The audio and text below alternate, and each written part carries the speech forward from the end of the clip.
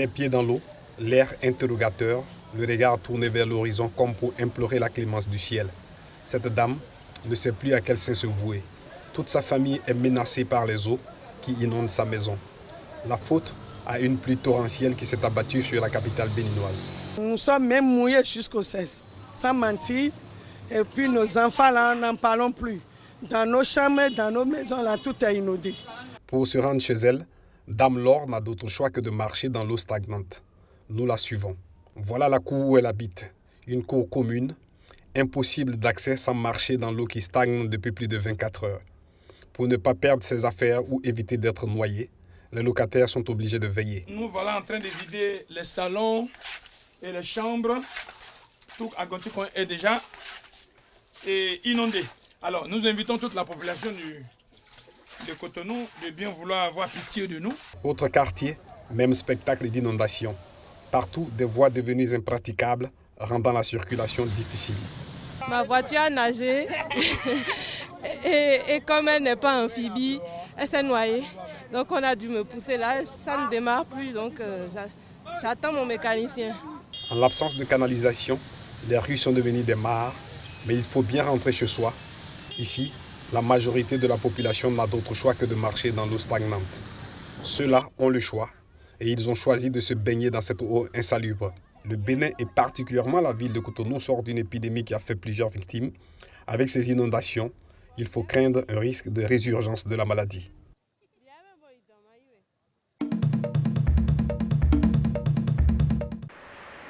Depuis l'insurrection en 2009, plus de 2 millions de personnes ont fui leur maison dans le nord-est du Nigeria.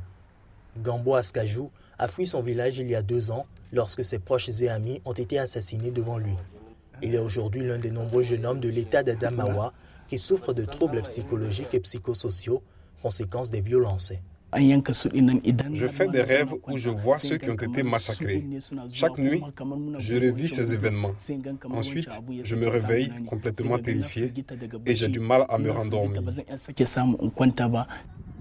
Insomnie, cauchemars, anxiété et dépression sont quelques symptômes communs à ceux qui ont connu ces violences.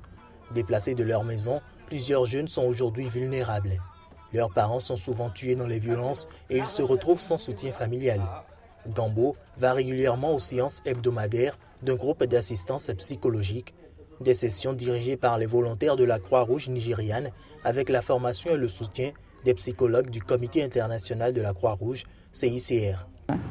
I think the thing we are doing is like a listen and then to try to find within kind of solution. Ce que nous faisons, c'est écouter et ensuite nous essayons de trouver des solutions avec eux ou des mécanismes afin de s'en sortir. C'est un groupe pour donner des conseils mais aussi du soutien. Because among the participants, they need to support each other. Le groupe de soutien m'a beaucoup apporté. Tout le monde partage ses problèmes et comment ils font pour essayer de les gérer. Depuis que j'ai rejoint ce groupe, je me sens mieux. Selon l'Agence des réfugiés des Nations Unies, 60% des personnes déplacées ont vu des meurtres ou des violences physiques, ainsi que la destruction de leur maison et leur communauté. Ils se sentent abandonnés dans un nouvel environnement où ils ne peuvent trouver du travail et se nourrir ou prendre soin de leur famille. Le CICR fournit également un soutien en santé mentale pour les autres personnes vulnérables, telles que les jeunes filles, les hommes âgés et les femmes et les veuves. Plus de 200 personnes ont assisté à des séances de counseling depuis mai 2016 et commencent à aller de l'avant avec leur vie. L'objectif est d'améliorer leur bien-être psychologique et leur donner les compétences nécessaires pour poursuivre leur vie.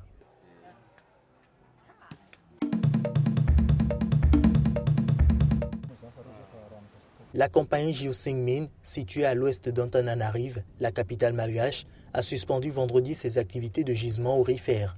En cause, plusieurs manifestations d'hostilité de la population. La mine a officiellement ouvert en mai 2016 et employait de manière permanente 11 malgaches et 20 chinois.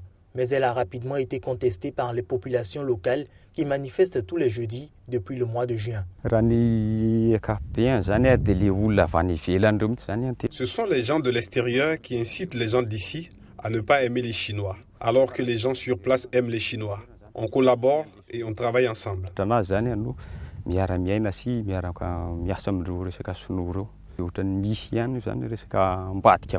Il y a une manipulation politique derrière tout ça.